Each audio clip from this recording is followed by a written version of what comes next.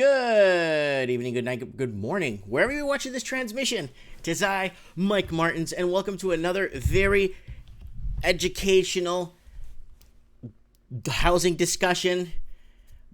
Kick back, light a candle, open the window, get a breeze going through the house, sit back, relax, and dim the lights and enjoy a little bit of trends in the housing market. If you want to get on the horn with us, add me on Skype, Mike Martins 1980, broadcasting from New Zealand across to Australia, northwest to the UK, across the pond to Canada, down to the US. This housing crisis is affecting every single English-speaking country on the planet. So if your country speaks English, well, you have major cities in your country, look at the housing costs in those cities, and you come back and tell me what is going on there, because it is out of control. What? Foreign investors parking money are crippling. Woo! Sorry, my kids are really loud right now. They're just running around, just throwing things around, and my wife's there upstairs. They're trying to watch a movie together, but my son is obviously trying to be the big boy, right? Anyways, hi to Metal Gear Mark III, Lord Humongous, Solidexter, Mr. A-Team 604, and Andre Dark. Prayers to your dad, Mike. Yes, I spoke to my mom today. He's doing a lot better. I'm going to go visit him tomorrow on Thursday. Thank you so much, guys, for all your prayers to my dad. He is getting better, and the power of prayer does work. Anyways, guys, tonight on Trends in the Housing Market, we got so much going on. So much going on down under, too. So much going on in New Zealand. Today, I got the application open here to see if we qualify for Kiwi Build and down in New Zealand for affordable housing. So, we got OG right now in Nanaimo, BC. Thanks for joining us, OG. Okay, guys. Anyways, here's the channel, guys. If you want to basically support this channel, just go ahead and share a video. Look at all the videos I have on there, and just go ahead and support it by sharing anything. I really don't care what you share. Get on there and share a video, if you don't mind supporting the transmission that way.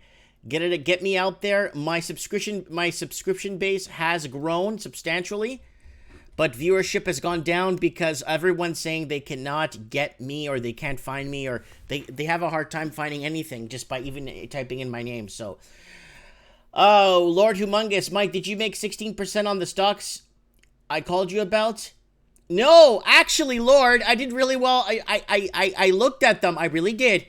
But to be fair with you, I did really well today. I think I did quite a bit today, because I don't know what happened with oil, but something happened, and all my stocks went through the roof.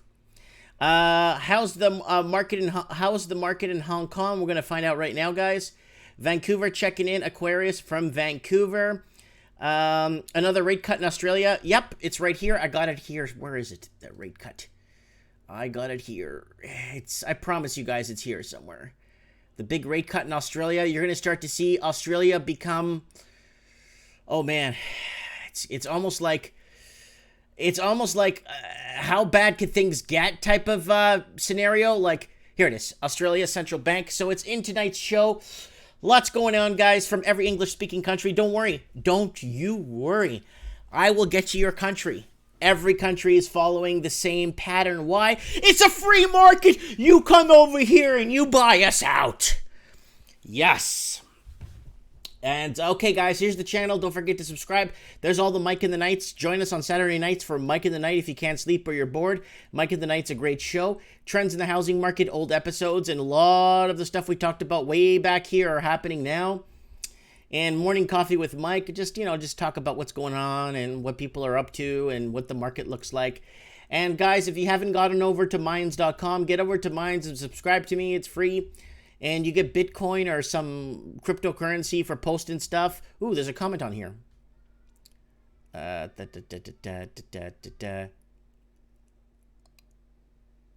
So,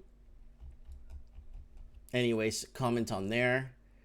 And, guys, if you want to support this transmission, go ahead. I got 10 Patreons now. Woo! I almost have enough to buy a coffee every day. Well, I'm not close, but close enough to buy myself a coffee. So if you want to buy me a coffee, get on Patreon and support. I'm on Subscribestar, and get over to BitChute if you're getting fed up with YouTube.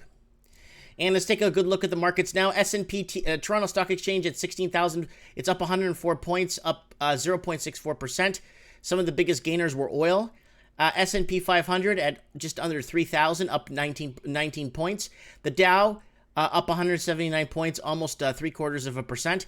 Canadian dollar at 76.54. Crude oil sitting at 57.34 US a barrel. Bitcoin down, closed down today, 15,000. That's about 12 large US. Gold is up. Gold is strong. Gold's been strong every day. Gold, a lot of people are switching from the fiat currencies to gold. Gold sitting at the newest all-time yearly high, and I think it was since 2008 or 9. 1,420 US. The Russell 2000 is doing well, up 8 points, 0.56%. 10-year bonds taking a dump. Below 2%, and like usual, and the Nasdaq is doing okay. Volatility has gone down. Let's see if we could find what the Australian dollar is at. If anyone wants to, guys, what's the Australian dollar at? It's not showing me here. So if you guys would like to comment below what the Australian dollar is against the US. Okay, guys, trends in the housing market. What is going on? Canadian businesses are going broke at the fastest pace since 2016. Why? I spoke to someone on the coast this morning. They called me.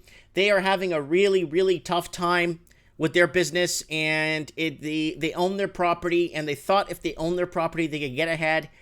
They're not getting ahead. Property taxes went up to a point where it's just taken away from any gains they could possibly make. Like I said, house prices go down, property taxes are going to go up just right behind. Okay, so what's going on here? Tyler Pelletier said, great content, love the channel. We'll talk about source, community, mesh, Wi-Fi networks, WISPs. Lord Humunga says, cheap to get in. Lord Humunga says, silver going to make a move next week. Metal Gear Mark III says, people are losing faith in the dollar, switching to gold and silver. Yep, when you got the fiat currencies and stuff. Gary Medeiros changed his profile picture, says hello. And Concretive Rue says, bit off subject, but thanks Canada for Jordan Peterson. What a shining light in the world of social justice warriors, a radical PC. Okay, Australian US 69, that's what I thought. It was hovering around 70 cents, but now that Australia has cut rates, I got the article. We're getting up to that right now. Woo! Anyways, Canada's businesses are going broke at fastest pace since 2016. Canadian business insolvencies are picking up after heading to lower the past few years. Office of Superintendent of Bankruptcy data shows rise in business insolvencies this year. The increase year to date marks the end of 5 consecutive years of fewer filings. So, proposals, Canadian insolvencies rise to 2016 levels. Oh, it is. It sure is, right here. Yep. Breaking down those numbers, consumer proposals are losing ground to bankruptcies. Consumer proposals represented 80 May insolvencies, down 14.89% from last year. Year to date, they were 384 consumer proposals as of May, flat from last year. To contrast, bankruptcies represented 236 May insolvencies, up 6.78 from last year. Year to date, there were 1,267 bankruptcy filings, up 9.22% compared to the same period last year. 1 in 4 businesses going broke in Ontario. So if you live in Eastern Canada, Ontario businesses insolvencies are picking up this year. There were 83 business insolvencies in May, flat from last year. So everyone's wondering, it's like, Mike, these are just small businesses and this and that. Well, you know what, guys? Let me tell you what you should know. These are the businesses, not the big box stores because they barely pay tax, not Amazon, all the big employers because they don't pay tax. It's these little guys, these little companies that pay the remittance, pay the payroll remittance, pay the pay their way through the system to fund the public sector, your police, your hospitals, your doctors, your everything, your checkpoints on the street. It's all being paid by these small companies. The bigger the company, the more loopholes they find to kind of funnel their money around through losses so they don't have to pay taxes. The smaller the company, the less accounting firm they have type of thing that can help them move money around and stuff. And these are the ones that actually pay forward a lot of like I said, taxes. So we got Billy T, greetings from the city of Toronto. I just read something here from Ontario, and pensions are toast when the bail-ins come. That's correct. Yeah, the death of the pension. It's phenomenal. So Ontario business insolvencies are picking up this year. So here it is, business insolvencies. Now it's these little businesses that actually keep the public sector afloat. Breaking that down, consumer proposals only represent a quarter of filings. Ontario businesses filed 15 consumer proposals in May, down 21.05% from last year. That brought year-to-date consumer proposal up to 100. 100 companies closed. So that's a lot. British Columbia business insolvencies are very low. So very low. You know why? It's because there's no businesses to go bankrupt in BC. When you go down Granville and you go down to all the major, like Yonge Street of Toronto, it'll be like the Queen's Crossing in New Zealand, like the main streets and stuff. If you go there, everything's boarded up, so there's no companies to go bankrupt. Nothing's functioning anymore. Yeah, you got some companies, but everything it's gone. You know what I'm saying? So Quebec filed more than half of Canadian businesses insolvencies. There you go. Quebec is I call it the mom and pops province of Canada, where there's more mom and pops businesses than anywhere in Canada is in Quebec. Quebec is home to the most business insolvency filings in Canada. Businesses filed 177 in May, down 7.33% compared to the same month last year. That brings the year-to-date to 970 filings, 5.78% compared to the period last year. Quebec and business insolvencies are going up. And regional weakness should be noted in these numbers that the vast majority of weakness is typical lagging. Sorry, guys, let me just move something here. I got the window open to let a breeze in. Yeah, I just want to put a paperweight there. Regional weaknesses should be noted in these numbers that the vast majority of weakness is coming from just two provinces, Ontario and Quebec. Insolvency filings are typically lagging indicator. Like now, let's get like realistic here, and look at the numbers. How many people are going to come to BC and open a business? BC stands for bring cash. BC, bring cash. Not a lot of people have a lot of cake to go and throw away to open a business, you know what I'm saying? And take a risk, especially in BC, right? So, all right, let's move on. Benchmark price for Greater Vancouver home drops below $1 million. We made it together. Yeah. Vancouver dropped to $1 million. So guys, benchmark homes. So benchmark price for Greater Vancouver home finally hit below $1 million. And people watching this in the southern United States, this is not a 15-bedroom mansion with 7 baths and a helicopter pad. No, this is just a teardown. A house that requires probably $200,000 worth of repairs. So benchmark price for Greater Toronto, Vancouver homes drop $1 million. I knew the day would come. I knew it would come. After a benchmark price across Vancouver has fallen below the $1 million mark for the first time in 2 years. And the number of sales across the region has dropped the fewest since the year 2000, outstripping the low seen in 2008 after the subprime mortgage crisis and hit in 2012 after the real estate crash, which ended up being a 6-month blip.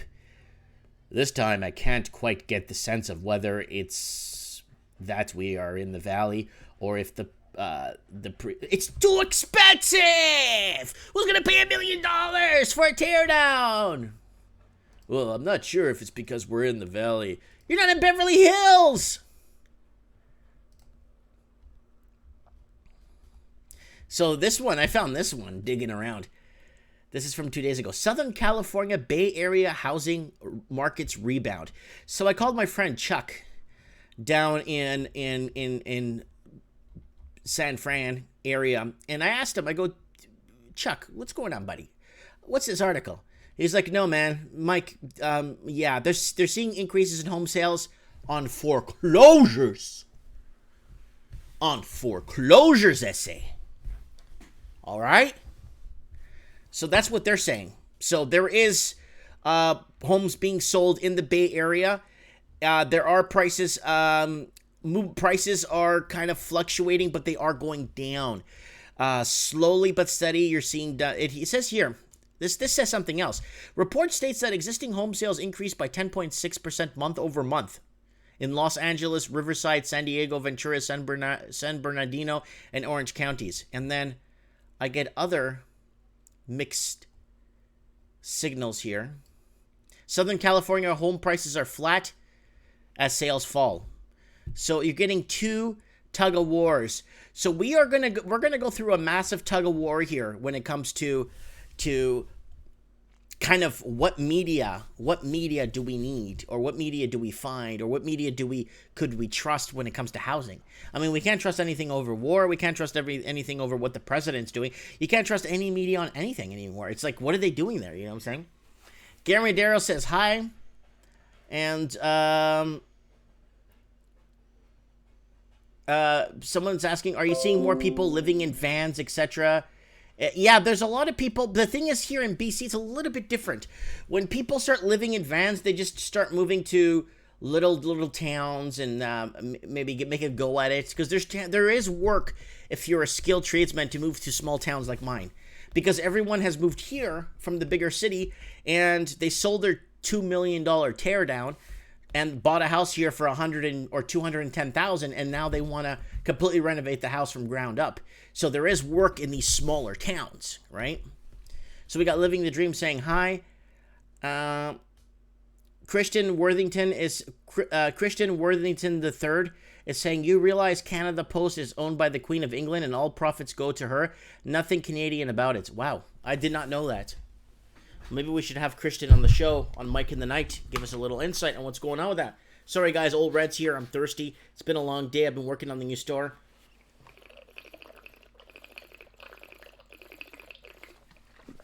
Okay, we got Lord Humongous saying a lot of healthcare workers living in vans. That is 100% true.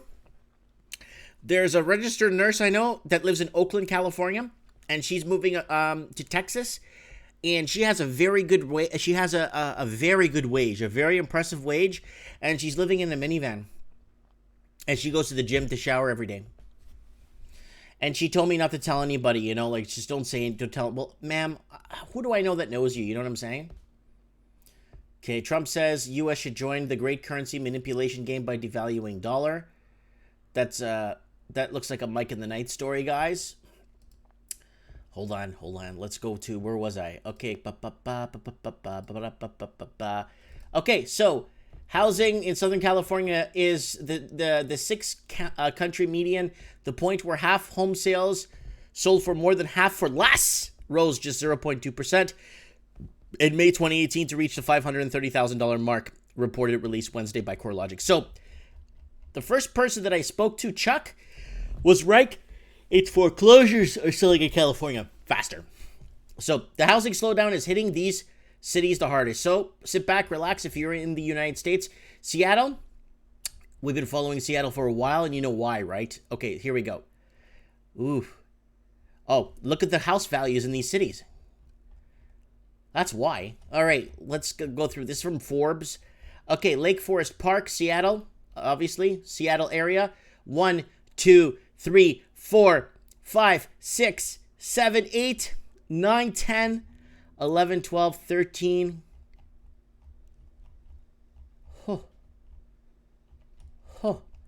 Oh, this is all for Seattle. These are different cities in Seattle. So let me explain to you guys what happened here. Okay, you see these houses here? Seattle, Tacoma, in Bellevue, or in Samish, Kenmore, Woodinville, Redmond. These houses 3-4 years ago, before Vancouver introduced a foreign buyer's tax in Vancouver, Canada, these houses were half price or less than half, like $300,000-$400,000.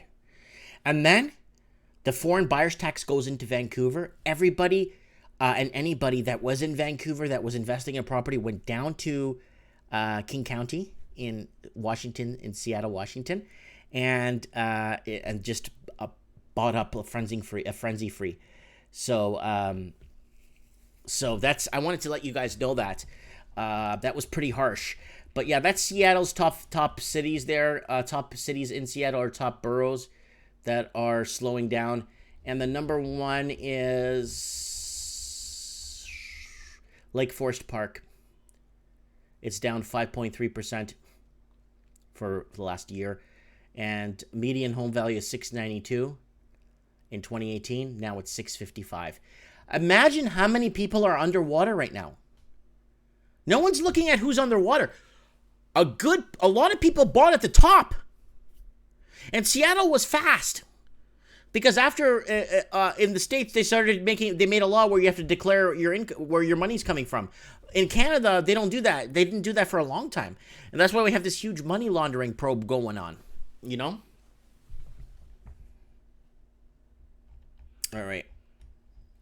Rents in Auckland still high and interest rates are just going lower and new taxes. So if you own a rental, why would you sell? That's true. I'm going to get to New Zealand in a bit here. I am going to close this off.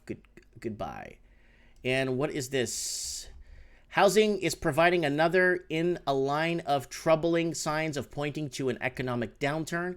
Okay, guys, a lot of people don't know this, but the great crash of 2019-29, a lot of people don't understand that a lot of it was due to the housing crisis. But they always bring up the stock market, the market's crashed and blah, blah, blah. No one ever throws in how it was the housing crisis that actually was a huge contribution to the great crash of 29. No one ever talks about that. But it was the housing. Housing was huge. And the process may seem like the somewhat opaque. The Northeast, for instance, August 2018 was the first month that sales fell below the region's 3-year average. That would be 16 months from December 2019. But guys, hold up. Take a step back if you're living in the United States. Hear me out. Housing sales will plateau and uptick slowly. Why? They're slashing rates to zero. So you're going to start seeing housing become more affordable in more American cities as Americans race to their banks to refinance their mortgages. I don't blame them, because if you're going to pay nothing for your pretty much next to nothing for your VIG is also known as interest, underjuice, undercurrent, whatever you want to call it. Okay, still high tech enough, but simple enough and well built enough. Oh, he's talking about 90s cars. Okay. Daniel O'Brien saying, I forgot about your show. No problem, Daniel. Yeah, but you know what the problem is? It's no one's getting notifications, so I'm surprised I have 89 people watching right now. Okay, higher gas, parking taxes, and transit fees in effect for Metro Vancouver. Woo! Why? Because housing prices go down, property taxes go up, taxes need to go up. Who's going to fund these cities? Woo! Beginning today, getting around Metro Vancouver is going to cost more. Taxes are going up on everything from gasoline to parking to transit. CTV's Maria Weisgarber now on where all the extra money is going. Yeah. Whether you're behind the wheel or letting someone else take care of the driving, this Canada Day marks the start of increased taxes and fees for drivers and transit riders in Metro Vancouver. There is an impact, and it's a negative impact, I'm afraid. I think gas would affect most people, but I rely on transit. Transit fares are increasing by 5 to 10 cents for single fares, 25 cents for day passes, $2 to $3 for monthly passes, and 25 cents for West Coast. Well, there you go. Oh, it's the way to go, people. Like, I mean, don't be silly. You got to raise taxes. All right, Australia's central bank cuts key interest rates 0.25% to 1. Oh, we can't survive on the 0.25 increase in Australia. Oh, we are the highest paid. We got the best wages. Oh, the 0.25% is going to bury us. The economy's doing well. Raise interest rates if the economy's doing well. What does this tell you? They're going to throttle back. They're going to start playing games, and they're going to create that Frankenstein monster.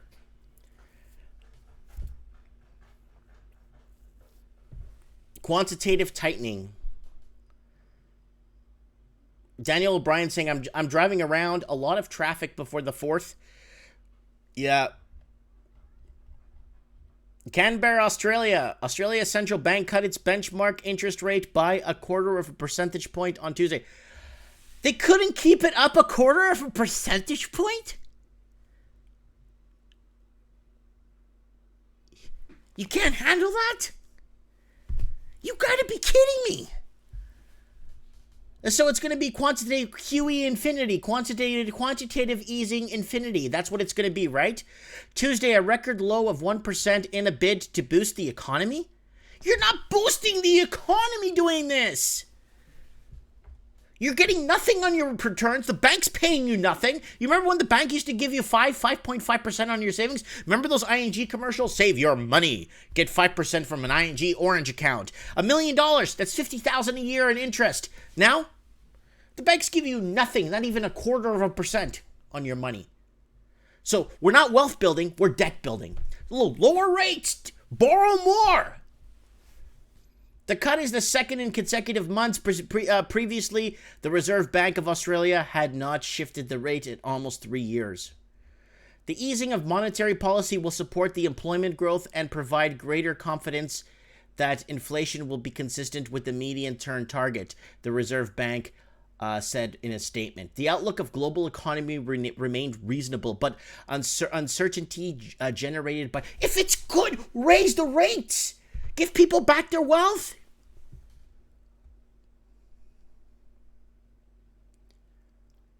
Sorry, I'm just looking at the comments here.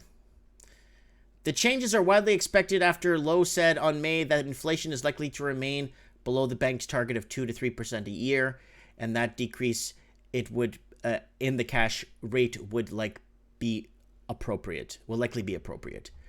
Guys, you know what, man?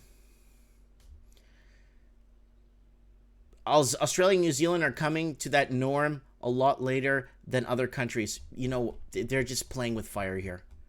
They can't get the first-time home buyers in Australia in the market. They got to do this first-time home buyer loan. Hey, don't worry, Canada's doing it too. Hey, the UK is doing 0% down. The UK has been doing 105% loan to value. Hey, can you sign over here? Here's an extra 5%. You are roped for life with your 50-year mortgage. That's how they get you in the markets, especially if they know you could qualify for one nowadays. Oh, we'll give you 105% loan to value. Don't you worry. It's just going to go up from here. So right now, Australia is in a bind. They're lowering interest rates. They can't do this. If the economy is doing fine, you raise interest rates. Why can't they leave this crap on autopilot? See, if they left the economy, the housing market, the stock market, if they left it going on autopilot, we would have had a correction long time ago. But no, they decided to play games and listen to their economists and their analysts and say, we'll just lower rates, we'll stimulate the economy by people spending more and borrowing more. Guess what? They did. They inflated asset bubbles, and look at where we are now. Like, what did they think? It wasn't going to happen? Well, what did they think? I'll probably be dead by the time that happens, so I'm okay, you know? No, but, like...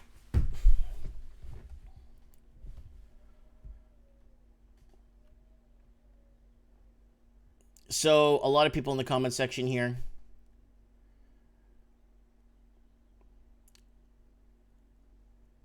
Just watching the comments go by here, guys.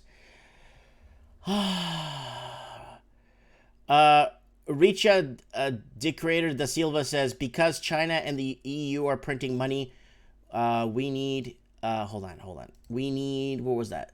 It's moving to... printing money, we need to be able to compete. Yeah, print more money. Yeah, print off our futures. The more money they print and put in the system, the more valued our savings becomes. And that's why our people are hedging with gold. That's why gold is up right down with its all-time high since, I think, 9 years now, or 8 years. I gotta check. I'm not sure. But it's up to an all-time high right now. Why? And so is crypto. Crypto's been going mental the last couple of days. You know what I'm saying?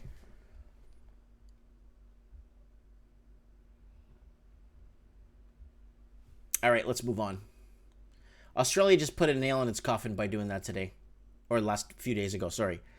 Housing crisis drives 40% increase living wage to $12.30 per hour. Okay, 40-cent increase, I'm sorry. So that's $12.30 an hour euros in Ireland. So Ireland seeing a living wage. People don't want living wages. Do you understand? People want good wages. People want good paying jobs. Same thing like what's happening in Ireland. It's the same thing that's happening in New Zealand. You don't need Kiwi build homes. Just give people a decent wage. Let them buy their own home. Now people like my kids and my kids after, they're all being brainwashed into thinking, well, the government's going to help me buy the house. Well, the government's going to help me buy my car. The government's doing nothing. You stay away from the government. You do your things on your own. You want to open your business, you open your business. You don't go for government grants and all that crap. Do it on your own.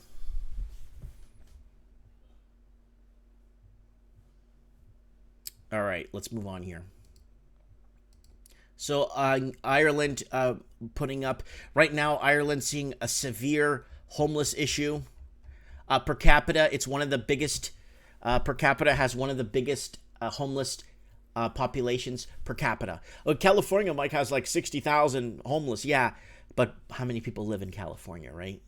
So wages are being suppressed. That's the whole point of globalism, yeah. We are in Delta right now. We're in serious Delta. Wages here, stagflation, we're down here, right?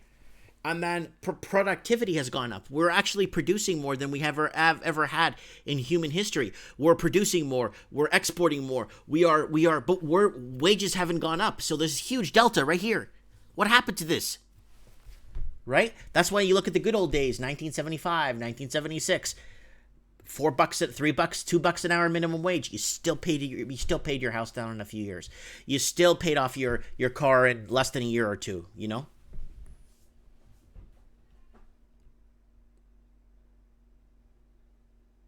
Daniel O'Brien says, I think they're unloading empty Asian ghost houses now. Twice as many houses for sale. Yeah, so we're going to have an oversupply in these big cities. Every English-speaking country now is heading towards oversupply. Why? Because a lot of these foreign investors are not paying property taxes. They're not paying for hookups. They're not paying for everything. And now the government walks in and says, all right, change the locks, lock her up, and let's put it back on the market and see what we can get.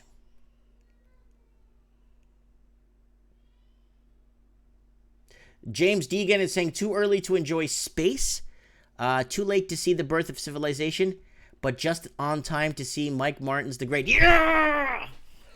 Woo! Thanks. I didn't even know. I thought you had something important there when you said too early to enjoy space. All right. Thank you, James Deegan. Christian Worthington, stocks, are you nuts? They are the biggest bubble in history. Of course.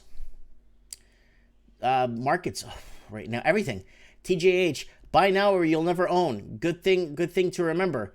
I'm ready for my $3 million teardown bungalow. That's right. Guys, woo, look at these sexy anime girls. Okay, guys, let me ask you something, okay? Imagine you listen to those real estate agents back in the day, like a year ago, 8 months ago, a year, up to 2 years. If you don't buy now, you will be bought out of the market forever. I wonder if those guys are selling used cars now. Probably working at Tim Hortons.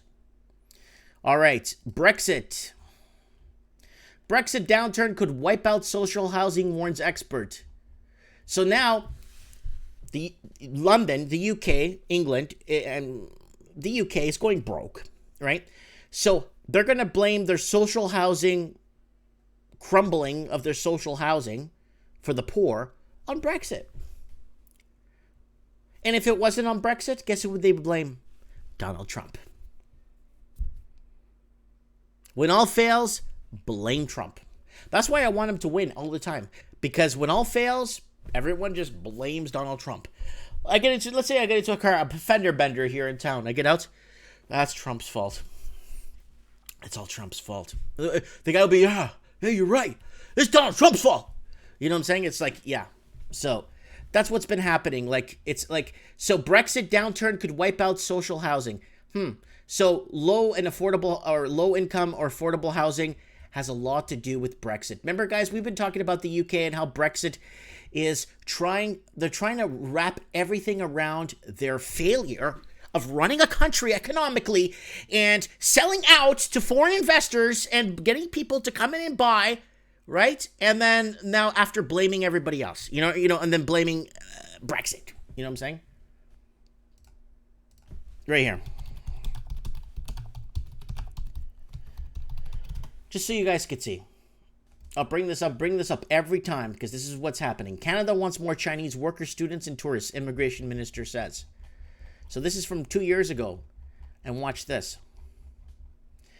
Visas have been increasing from China 500,000 per year, coming to Canada alone. More offices could help Canada compete for Chinese workers, students, and lucrative tourist businesses. Okay? We sold out. Okay? We sold out, bringing in 500,000 millionaires per year. We're finished. Done. Hasta la vista. And then this happens.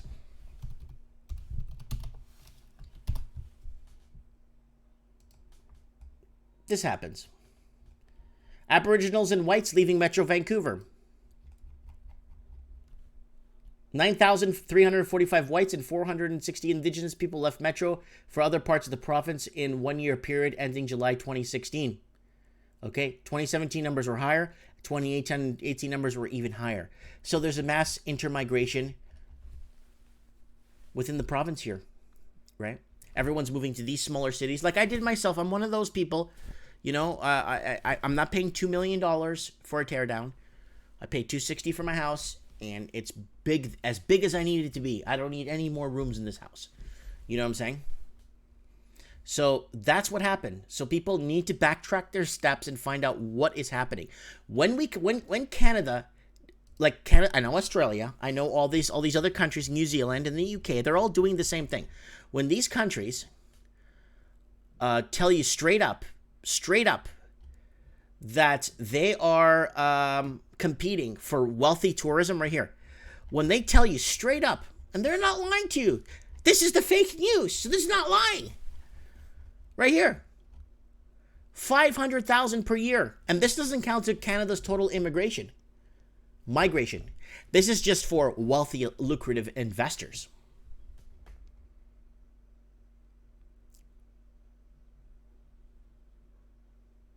Okay. eBenQ says, growing up in Vancouver, I counted the white people, and I think, including myself, there were like a total of 7. So it must be fake news. Of course. I love eBenQ. I got to get him back on the show. A man with a plan from Japan. North America Union, what do you think?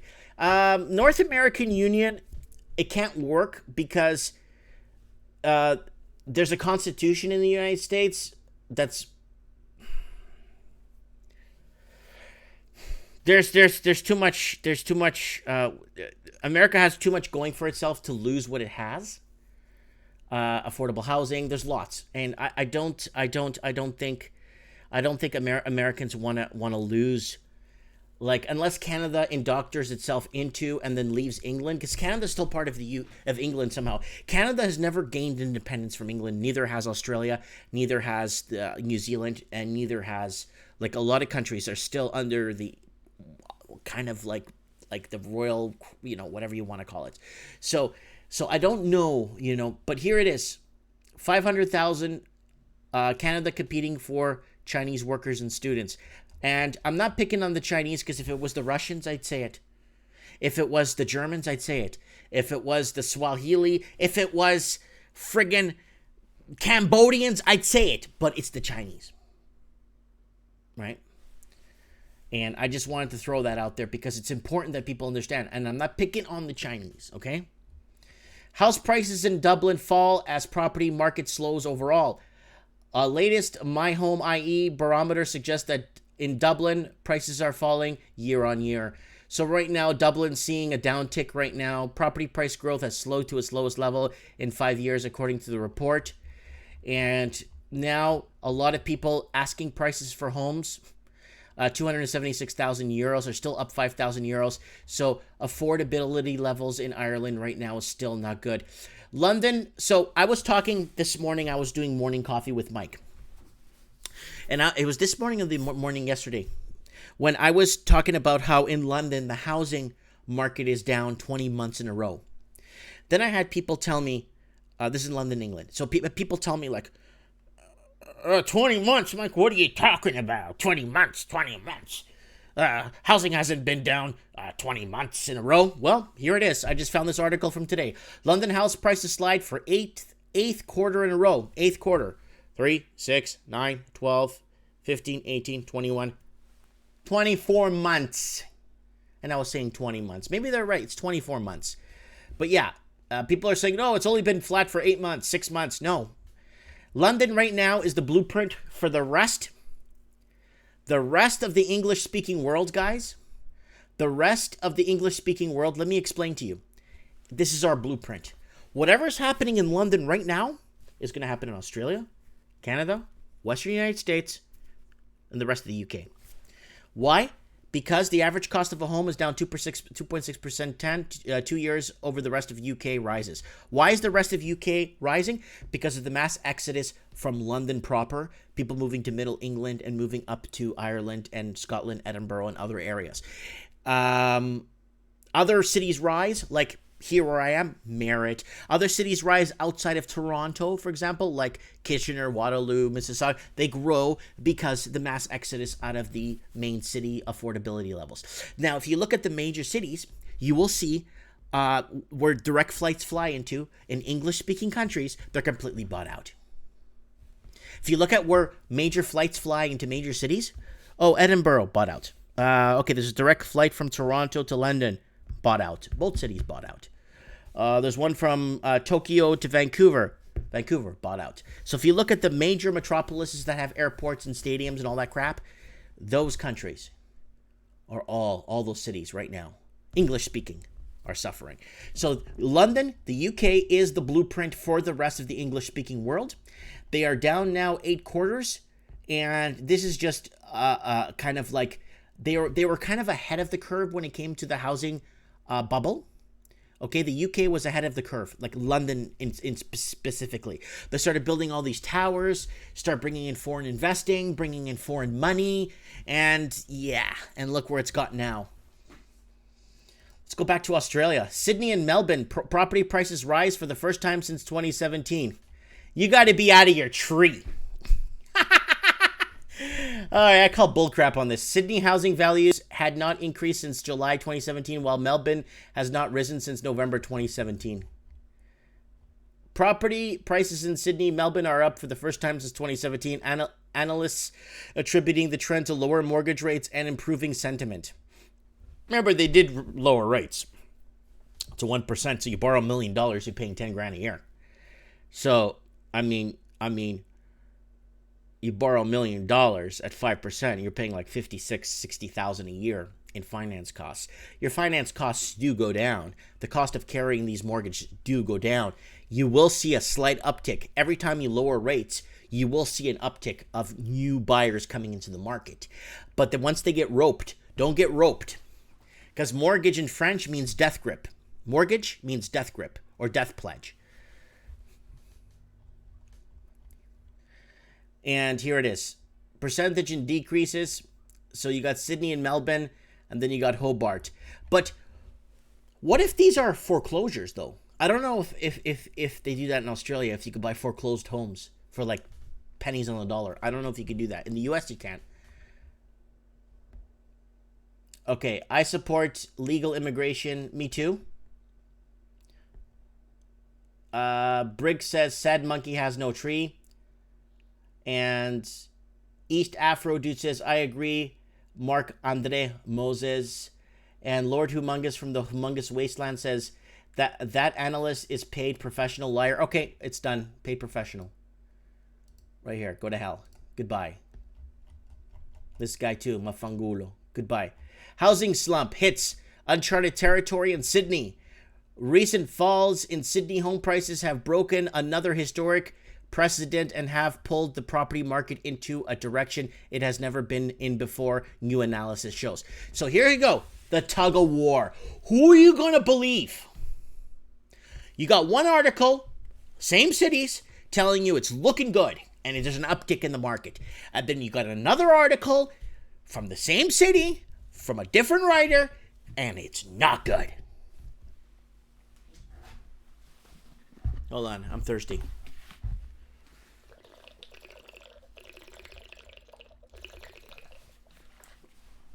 Sydney's current housing downturn has pulled the city property market into an uncharted territory. becoming longer and deeper than any other slump over the past 30 years. New research from property group CoreLogic revealed that the median price values across the harbor city has fallen 14.9% since the peak of 2017. Right there, gulo, right there, so you guys could see. Which eclipsed falls recorded over the periods of the market weakness. This included the 8% drop in prices recorded around the time of the global financial crisis a decade ago. So what happened was Australia, Canada, and the United Kingdom, and New Zealand got smart. They started seeing what was happening in the US, and for them to save their shirts, instead of falling with the United States, they decided to adjust interest rates to better facilitate the market. And that, man, drove asset prices right through the roof, and that crippled every English-speaking country. All right. Information is power. Like, guys, G.I. Jose, when he says, and knowing is half the battle? Intelligence is where everything's at. Intelligence, being armed with your information, your knowledge, your key to understanding.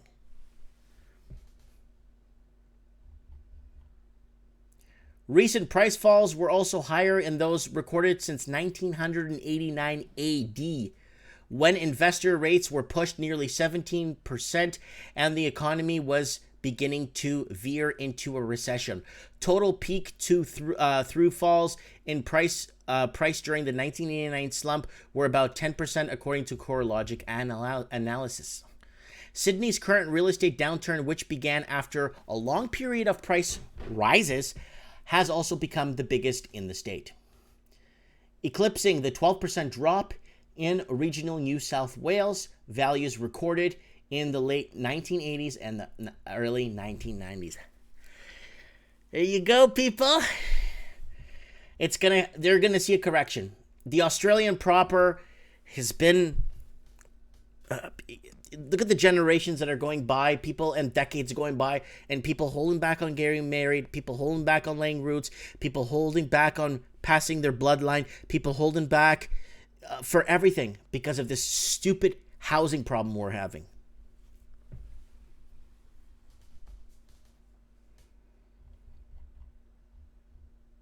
The current downturn for the number of regions is unprecedented in terms of the magnitude and length of the declines. What about those real estate agents?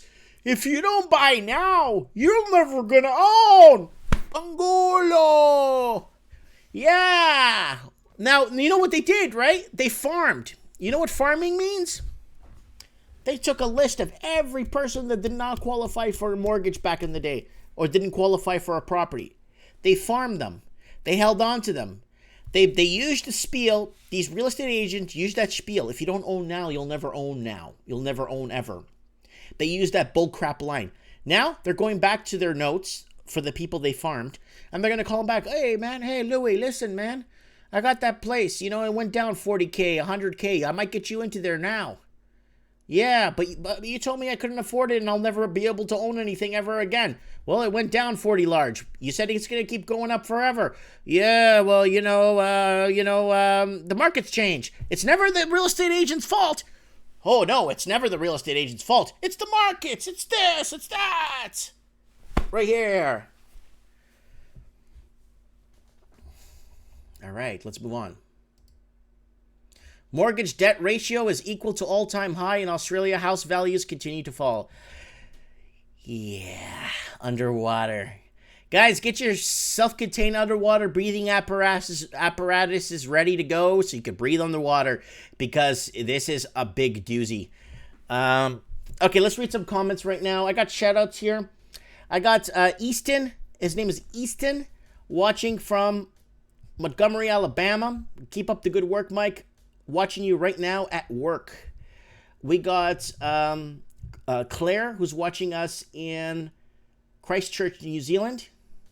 And we got David, a.k.a. Davey302, I think he's in the comments, saying, good job, Mike. Oh, he's in Iceland. Woo! All right, guys, broadcasting to every country in the world. Supreme Cannon. Live for decades underwater, unsurprisingly, not missing it a bit. Robert Andres, I am watching for Richmond, BC. Yeah, keep watching for the rest of your life. Richmond's going to keep... Richmond is in unpredicted territory. It's below sea level. Yeah. Dirty deeds done dirt cheap. And Christian Worthington says, the rat slug infested house I was born in sold for 500 large.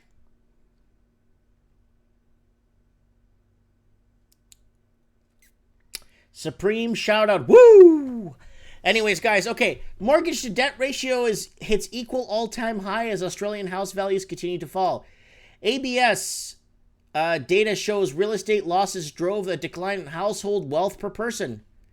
Oh yeah, it's not wealth building anymore. It's debt building. Yeah, buy now, pay later. Plummeting house prices meant Australians' mortgage debt continued to grow faster than the value of real estate assets during the March quarter. But Thursday's data from Australia's Bureau of Statistics revealed a fifth consecutive quarter of residential real estate losses, which was the main factor behind the decline in household wealth per person by 1,500 to 404,566. The per capita fall follows a 10,198 drop in the December quarter, a 2,264 fall in 3 months of September 2018. The decline in property also pushed the ratio of Australians' mortgage to debt real estate assets from 28.1% to 29.29%, matching the all-time peak reached in July 2013.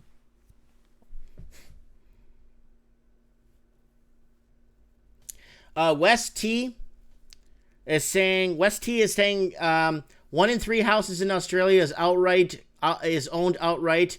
That's ABC's Vigor. Yeah, maybe foreign investors, not Australian proper. Let's get some numbers here. How many Australian proper? I'm talking like true Australian proper. I'm talking worked their lives in Australia, paid to the tax man. I don't care where they're from in the world. Australia is made up of immigrants. Canada's made up of immigrants, right? I'm talking people that contribute to the infrastructure, pay their taxes on time, send their kids to school, lay roots, and make their country their own. You know what I'm saying?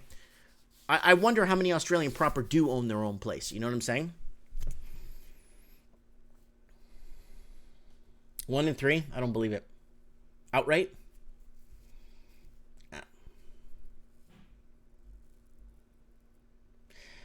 Gem. Canadians may be worried about the ability to communities to absorb more newcomers due to housing and other infrastructure shortages. But Hussein says the answer is not to cut the number of immigrants. Oh, man, comments are going too fast. So Emma in the house here is saying some stats of millennials versus the housing market in Canada. So she sent us a link. It looks like it's a Facebook link. I think I covered this.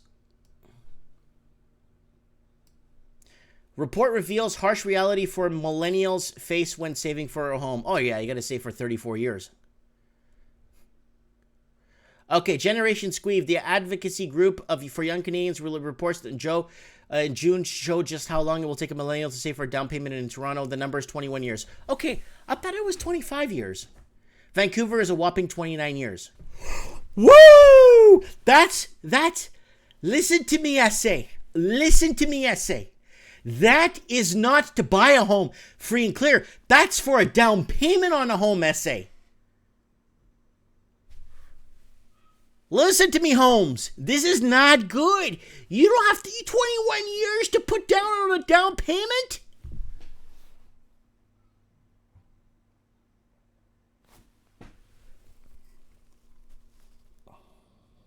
I got to be out of my...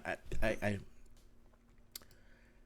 thought it was 25 years in Toronto. I guess it went down to 21. I guess it was 25 in Vancouver at the time. But 21 years to save up to buy a house.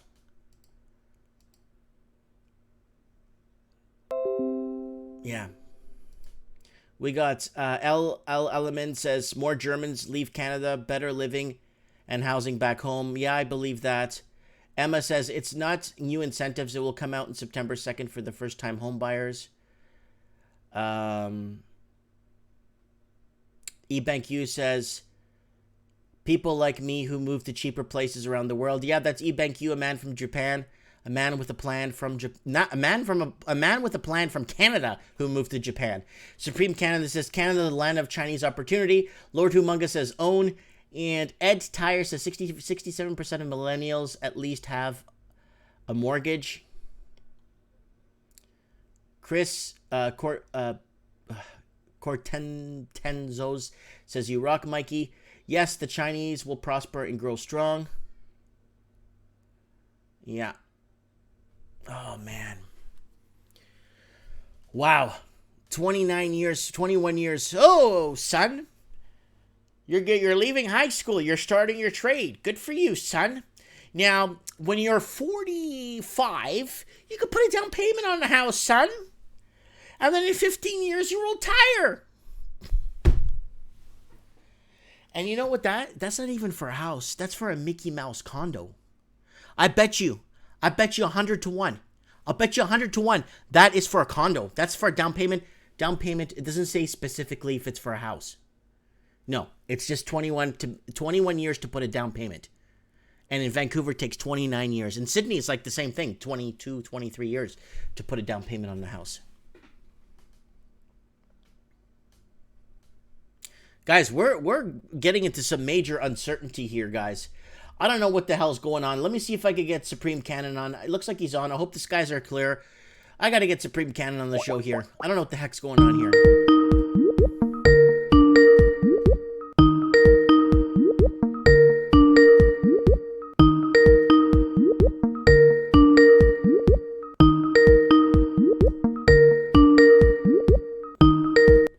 No dice. He's probably listening to me on his phone.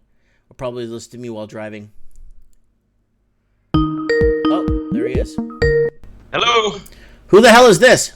Hey, it's me. I know it's you. Buddy, what the heck is going on? 29 years to save up for a down payment? Yeah. Why don't they just say we're all going to be living in containers and get it over with? Imagine, okay, son, you finished high school, you're starting trade work. By the time you're 45, you could put a down payment on a house. That's right. What's the kid going to say? He said, yeah, I think maybe I'll take my chances in like Ecuador, Dad. Yeah, for sure. Yeah, just save your money, folks, and you know what? If they don't make things better here, then just plan on going to live somewhere else. Yeah, but I don't know what else to say. Supreme? You know what the problem is, Supreme? It's very hard. A lot of people, they live in Canada, they live in Australia, New Zealand, these English-speaking countries, right? They're open to everything, right? Yeah. But the problem is, little do they know that when they go to Mexico or Nicaragua or Belize or Brazil, they're not welcome there. Well, this is the thing too. We get all these people that are, well, I'm going to expatriate. I'm going to go to Central America. I'm going to go to Eastern Europe, or I'm going to go to Thailand or whatever, stuff like that. Yeah, at some point in time, they're going to be talking about all these foreigners coming in here and buying up our country too, and stealing. I'm not saying they don't. It's not that they don't like us. It's they won't sell us anything.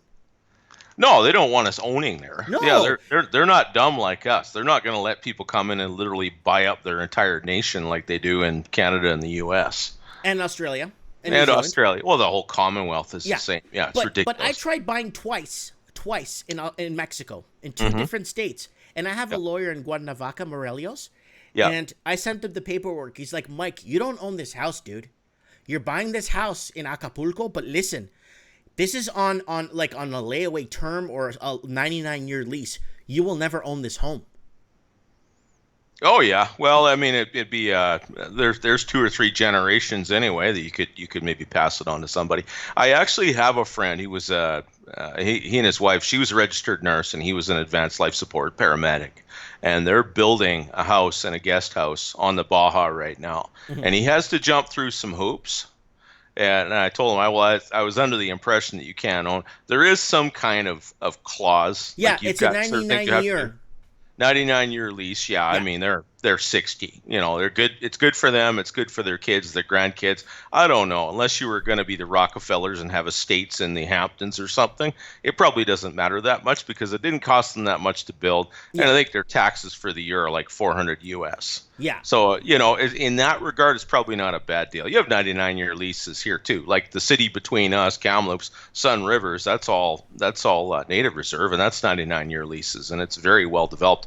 The people that are building their dream homes there, they might sell them, pass them on to their kids. It's just that their value, of course, is going to decline as you get closer to the end of that lease. But Right. that's it's 89 years away now. So Yeah, but it's you just hear something me that out. people I are mean, thinking a lot about. of people Sure. are like, "Oh, yeah, it's so this, and we're so welcoming." You go to Chile, Santiago de Chile. Mm-hmm. I have a friend who's worked in plastic surgery and doing skin grafting from animals and stuff like that. Yeah. He can't get into Chile. Is that right? He can't get in. It So just then he won't went let to him in. Brazil, and it was worse. And then now he I think he went to Australia, and then now he's settled now in Australia. Now it's been a couple of years now, but. Oh, okay. Yeah, but when it comes to, non-English speaking countries, it's a tough nut to crack. So a lot of people in the comment section, where the heck do we move to? You see, where do the Westerners immigrate to when there's no more other countries to go to, or no more good other question. countries that you could easily get into and assimilate? Yeah, you might have to go to Eastern Europe. You might have to. I mean, somewhere will take you, but it's a tough call. Like, I honestly don't know. I've considered expatriating just so I have a snowball's chance of retiring someday, Mike. But that's still a decade or a decade and a half away for me. Barring a windfall, or if I am actually positioned for this crash that we all seem to be expecting, and do okay. It might happen earlier. We'll see. We'll see. I'm not planning on working until I either cannot anymore or until I don't have to anymore. I don't know how old I'll be when that happens, but I have a feeling by that time things will change. They'll change here. They'll change in America. They might change in Mexico.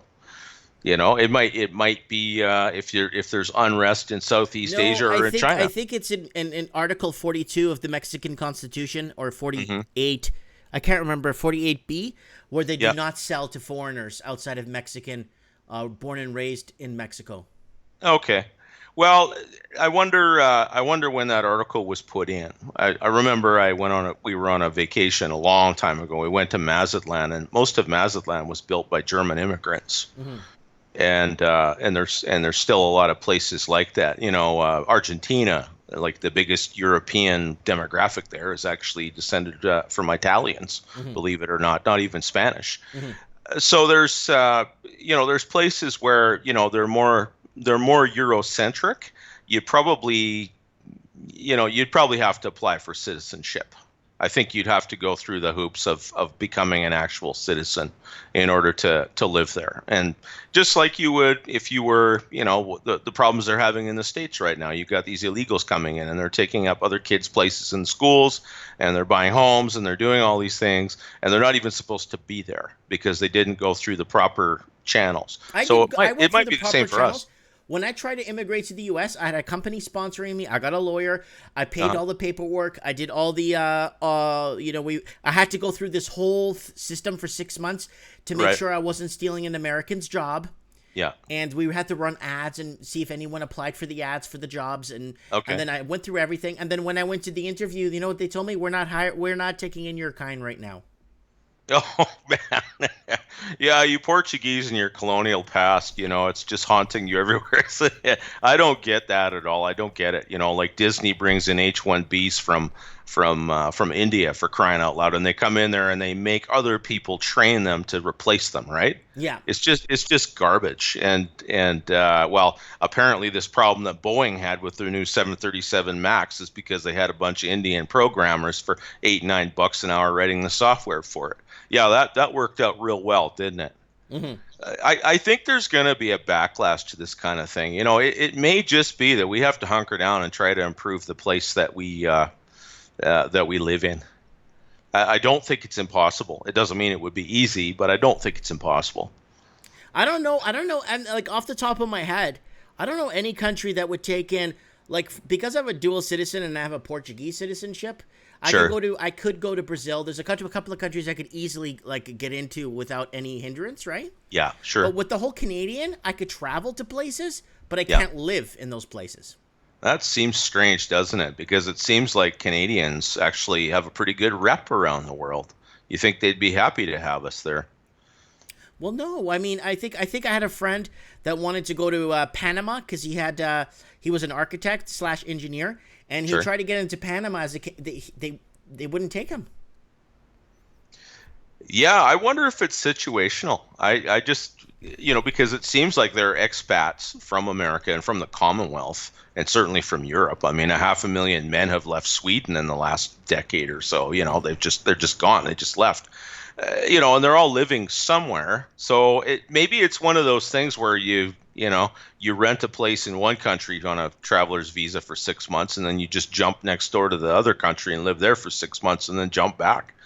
I don't know. Like you'd have to be a little bit of a rover, I think. Well, I just can't imagine that we can't put roots down somewhere. Well, here's the problem right now. The Canadian government is looking to cut back on snowbirds that are pensioners and Canadian pensioners.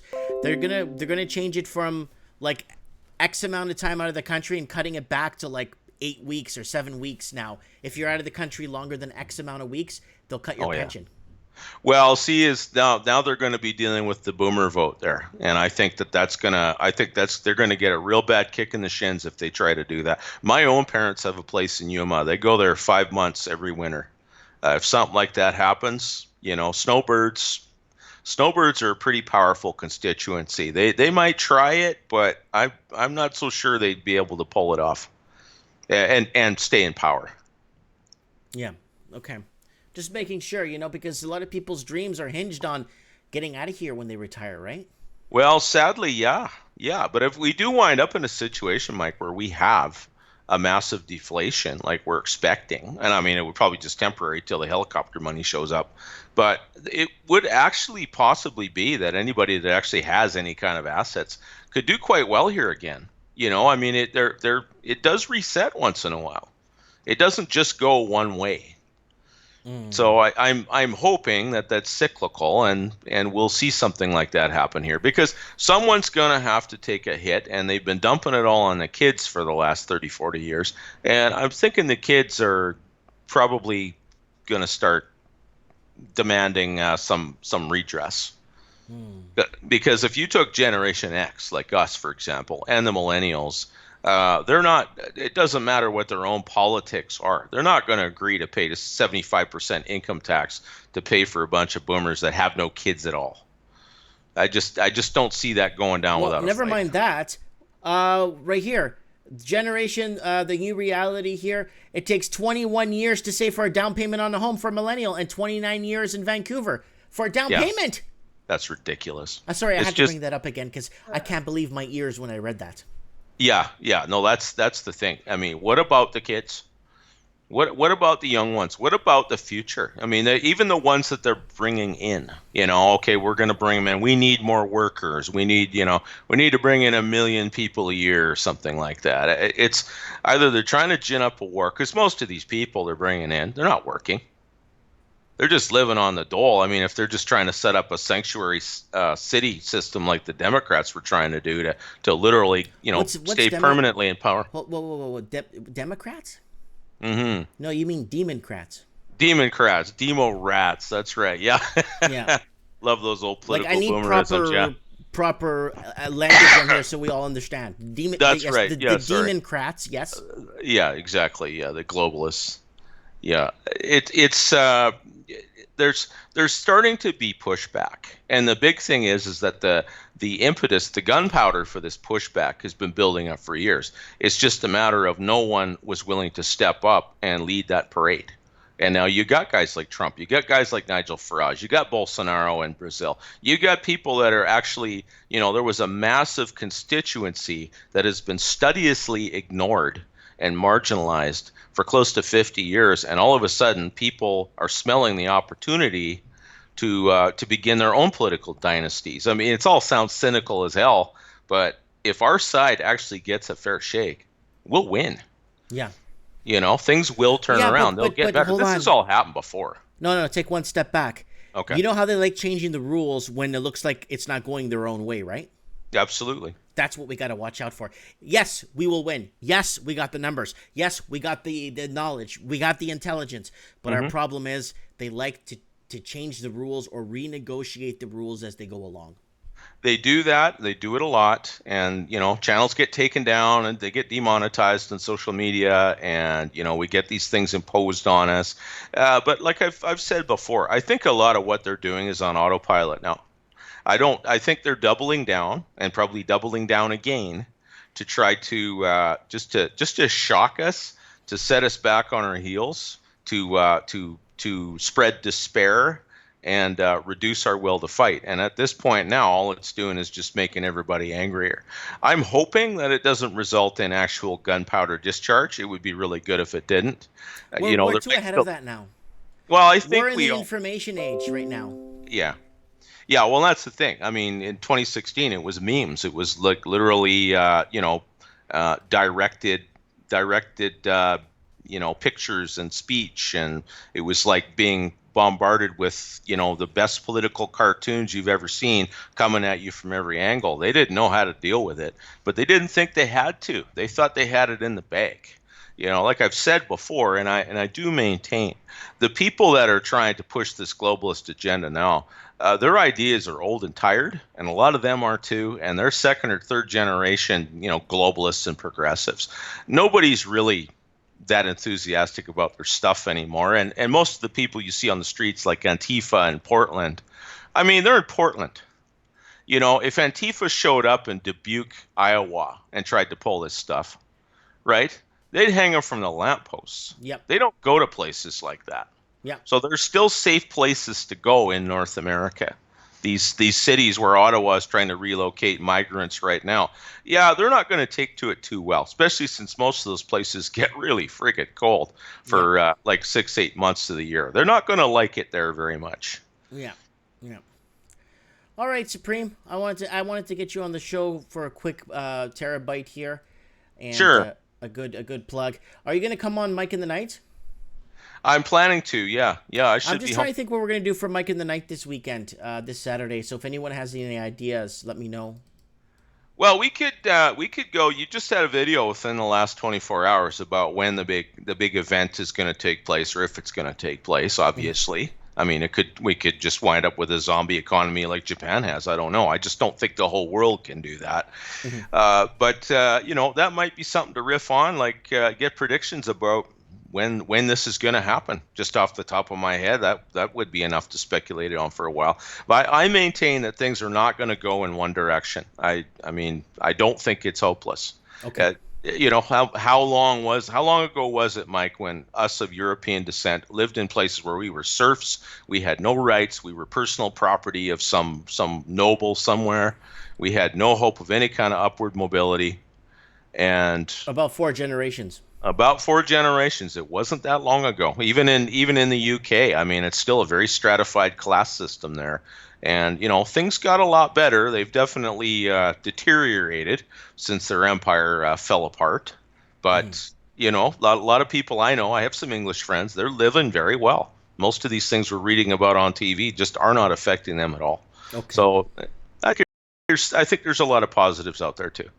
Okay. Well, that's good to have a good positive note on things instead of, always spinning it at the worst case scenario. Yeah, there's good positives out there. Maybe we should do a Mike in the Night show on positives. Well, why don't we do that? Yeah, there's lots of good news out there, and we should get on it. Yeah, good news never travels that fast, and maybe we should actually talk about some good things that are happening for once. That's right. Yeah, all this raising awareness of the conspiracies or of the direction, of the political influencers and what they've been trying to do for all this time. Even the things where people assumed it was going a certain way, and a lot of people are finding that they're very unhappy about doing things that we think are wrong, which is also good news. It's like good. We have some sanity to look. But the only problem is when we talk about good news, local man finds cure for cancer, dies 2 days later. Local man invents a car that runs on water, found hung from a tree. That's right. Well, Yeah. now we have social media. Maybe instead of trying to get a patent for it and getting himself killed, maybe he should just publish it on the internet on a VPN on a PDF and make it go viral. Yeah, that could be. Yeah, yeah, yeah, Yeah. yeah. All right, Supreme, you have yourself a good night. Thanks for coming on such short notice. Yeah, you bet, buddy. My pleasure. God Take bless care. everyone. Talk soon. Yeah. Ciao. Bye. That's our man Supreme Cannon. Comes to visit me sometimes at the shop here in person.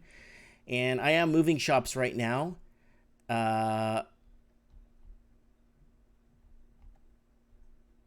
Okay, so here it goes again. The Generation Squeeze, an advocacy group for young Canadians, released a report in June to show how long it will take for a millennial to save for a down payment. In Toronto, the number is 21 years. That's one score. 21 years is one score in 1 year. And in Vancouver, it's a whopping 29 years. For a lot of people that don't know, a score is 20 years. A decade is 10 years. You know how when Abraham Lincoln says 4 scores and 7 years ago, he means 20, 40, 60, 80, 87 years. 4 scores and 7 years. Yeah, 87 years ago. That's 2 scores. For a down payment on a house. Like, what do you do for 21 years? Do you just ration? Do you not eat for 21 years? Do you not to put a down payment? Guys, I don't know what to tell you guys. I'm flabbergasted. I can't believe this. This is staggeringly high compared to the average it took someone aged 25 to 34 to save back in 1976. At that time, it only took a mere 5 years for a full-time worker to come 20% of their down payment.